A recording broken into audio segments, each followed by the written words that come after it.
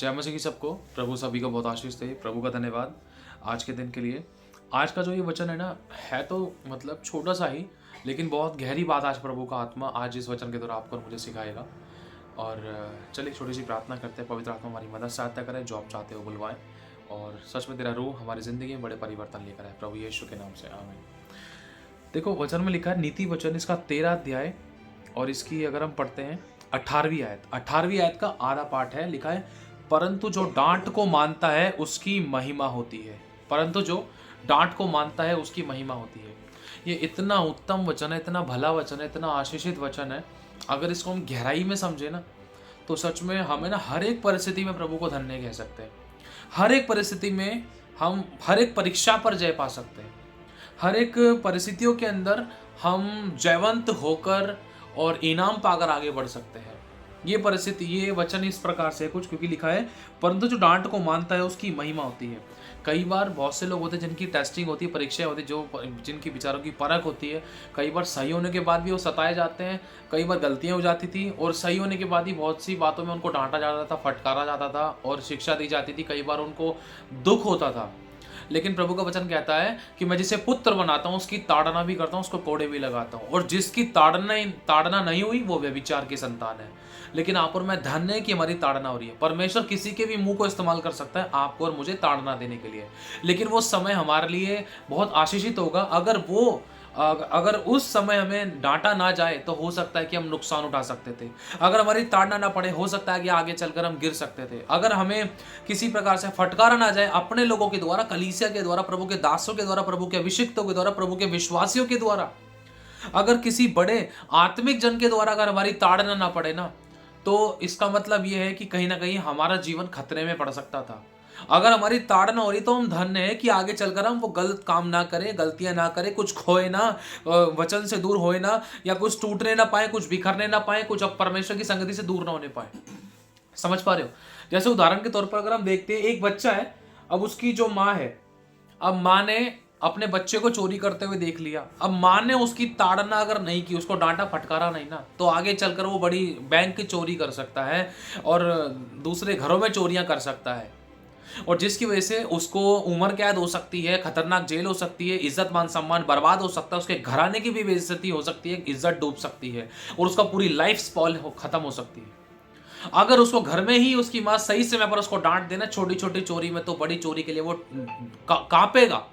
इसी तरीके से परमेश्वर का वचन कहता है, खुली हुई डांट गुप्त प्रेम से उत्तम है। हम धन्य है कि हमें डांटा जाता है।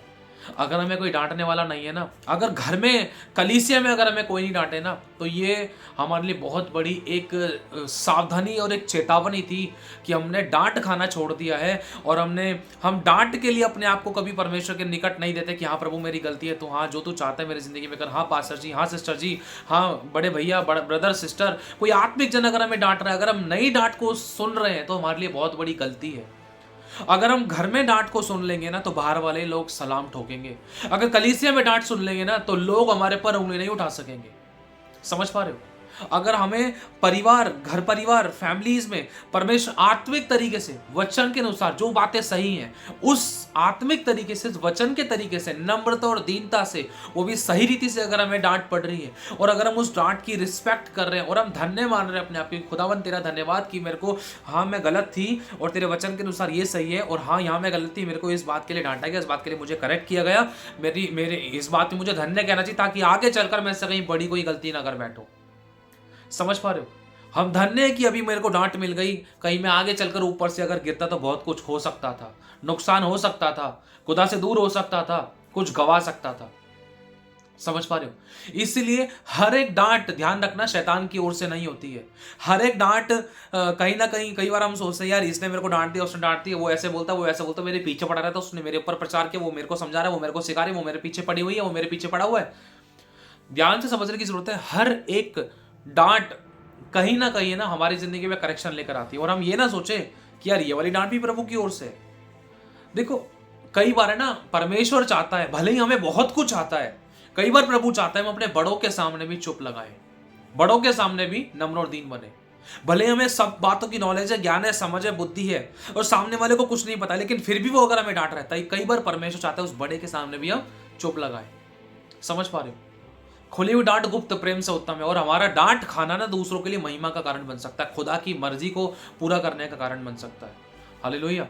अगर आज मुझे डांटा ना जाए हमारे अगुओं के द्वारा, कलीसिया के द्वारा, वचन के द्वारा, अगर मेरी डांट ना पड़े, तो कहीं ना कहीं मैं आगे जाकर लापरवाह इंसान बन सकता था, या किसी पाप में डूबकर खुदा से दूर हो सकता था, किसी के ठोकर का कारण, पाप का, मृत्यु का, विचार का, अनाज्ञाकारिता का कारण बन सकता था।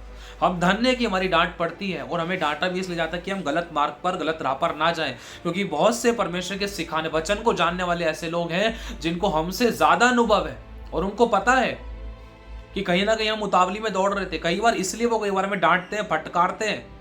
और बहुत से बड़े लोगों ऐसे होते हैं जिनको बहुत से जिंदगी के बहुत से ऐसे अनुभव होते हैं, लेकिन बस एक तरीका भी हमें समझ रखना है। ये नहीं कि हम हर किसी के पीछे डंडा लेकर पीछे पड़ जाए।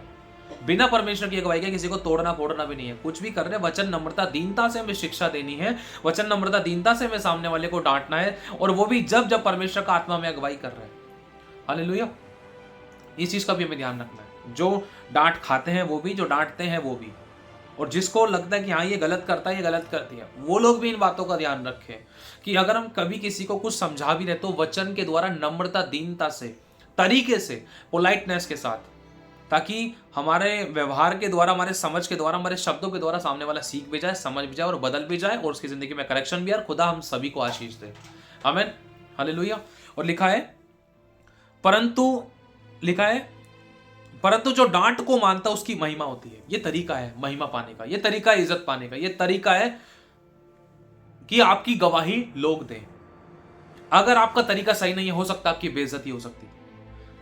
अगर आपका तरीका डांटने का सही नहीं, हो सकता है आप नुकसान उठा सकते थे, बेइज्जती हो सकती थी। अगर आपने अगुवाई में नहीं डांटा, अगर आपने अगुवाई में सामने वाले को नहीं करेक्ट किया, अगर आपके मुंह से कुछ ऐसी वैसी बात निकल गई, हो सकता है कि आप नुकसान उठा सकते थे, हो सकता है कि आपकी बेइज्जती हो सकती थी। और अगर आपने डांट को, मान लो अगर आप किसी से डांट खा रहे हो, तो उस कंडीशन के अंदर अगर आपको कोई भी व्यक्ति डांट रहा है, तो ये समझ लेना कि अगर नम्र होकर मैं इस डांट को सुन रहा हूं, तो मेरी महिमा भी होने वाली है। आमीन। गवाही लोग देंगे आपकी। चुप लगाकर, कहते हैं ना कि जब मूर्ख भी जब चुप रहता है तो वो बुद्धिमान गिना जाता है। हमें यही सोच लेना है, हो सकता है प्रभु मेरे से गलती हो गई हो, हाँ ये हो सकता है सही बता रहे हो। समझ पा रहे हो? कई बार हमारा चुप लगाना, दीनो नम्र रहना, डांट का सहना हमारी बड़ी महिमा का कारण बनता है, हमारे लिए बड़े इज्जत मान सम्मान का कारण बनता है, हमारे लेवल को ऊंचा उठने का कारण बनता है। और बहुत बार हम इस डांट को तुच्छ जानते हैं। हालेलुया। हाँ, हो सकता है कुछ लोगों को डांटने का तरीका नहीं है, कुछ लोगों का व्यवहार अलग है, चरित्र अलग है, शब्द अलग है, और बोलने बतलाने का तरीका अलग है, हम समझ सकते हैं। लेकिन इस चीज को हमें याद रखना है, चाहे बड़े डांट रहे, चाहे छोटा डांटा, चाहे विश्वासी डांट रहा है, चाहे अविश्वासी डांट रहा है, हर एक कंडीशन में अगर हम चुप लगा लेंगे ना, महिमा को हम ही देखेंगे। सामने वाले ने गलत तरीके से डांटा है या गलत तरीके से जज करके डांटा है, तो उसकी करनी वो जाने, लेकिन आपकी और मेरी महिमा सिर्फ चुप लगाकर डांट को सुनने और सहने में है। हालेलुया। एक बार कर देखो, खुदा की महिमा देखोगे आप। आमीन। आसान नहीं है, ये चीज आसान नहीं है, लेकिन बहुत बड़े महिमा के कारण आप बन सकते हो, बहुतों के लिए बदलाव के कारण को बन सकते हो। अगर आप पलट कर तुनक कर जवाब दे रहे हो, तो फिर इसका मतलब सहनशीलता नहीं है। अगर बहुत सी चीजें हैं हम लोग अपने मनों में जांचते और जानते और समझते हैं, है ना। तो प्रभु हमें सिखाता है, जिसकी ताड़ना नहीं हुई वो विचार की संतान है। कई बार परमेश्वर अपने लोगों को डांटता भी है, फटकारता भी, कभी किसी के द्वारा, कभी किसी ना किसी रीजन से परमेश्वर कई बार डांटता है। हो सकता है आपको पेमेंट मिलने वाली थी, आपकी पेमेंट रोक ली। हो सकता है आपसे कोई गलती हो गई, आपने व्यभिचार कर दिया, आपने कुछ गलत काम कर दिया और आपकी कोई गवाही रुक गई। शैतान को अवसर मिल गया, भले ही शैतान ने काम किया, लेकिन फिर भी वो एक आपके लिए डांट होगी कि आप उस छोटी सी उस मिस्टेक में समझ जाए, ताकि आगे चलकर बड़ा नुकसान ना उठाए। हालेलुया। तो मेरे भाई और बहनों, भले ही हमारी गलती के कारण शैतान को अवसर मिलता है, और शैतान बिना परमेश्वर की आज्ञा के नहीं आ सकता है, और परमेश्वर भी अपने वचन से बना हुआ है, और अगर हम उसका वचन पालन करेंगे तो शैतान आपको और मुझे छू नहीं सकता। अगर हमने वचन तोड़ दिया तो परमेश्वर के हाथों को हम अपनी गलती के कारण बांध देते थे। ये हमारी मिस्टेक्स है। लेकिन अब ये हमारे हाथ में है कि हम अपने मन फिराकर, डांट को मानकर, अपनी गलती को स्मरण करके एक नई शुरुआत करें, और जहां से गिरे वहां से उठे, प्रभु के निकट जाए। आमीन। और प्रभु में क्षमा करेगा और अपनी महिमा को हमारे पर प्रकट करेगा। प्रभु आशीष आप सभी को। जय मसीह की।